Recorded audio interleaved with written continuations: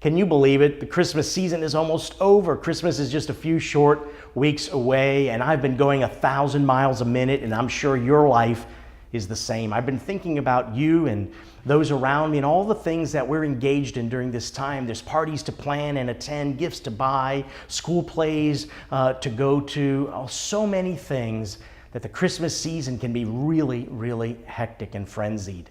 Hope you've had a chance to download my ebook and review it, 3 R's to Keeping Your Sanity During the Hectic Holiday Season. And I mentioned 3 ways that you and I can keep the main thing during this time, to keep our heart and affection and attention focused on what matters most, and that's Jesus. He's what Christmas is all about. It's a time for us to slow down, actually, not get so busy, but to slow down and reflect on the beauty and majesty and glory of that story.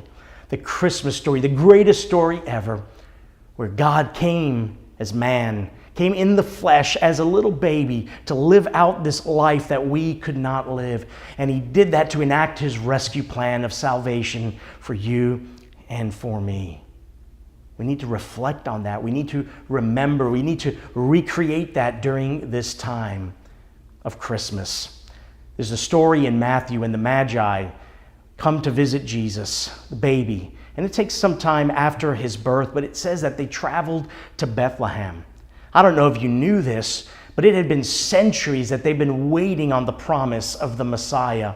And one day the star appeared in the heaven, maybe a star like the one that's above my head in this moment, but they finally saw it and they knew it was the appointed time. And they traveled over 1,000 miles to get to Jesus in Bethlehem. And it says when they arrived at the house where Mary and Jesus were, they entered, and when they saw Jesus, they fell down before him and they worshiped him. You and I may be going 1,000 miles a minute because that's what it feels like in this moment during the Christmas season. But that you and I would take this moment to reflect on what this is all about.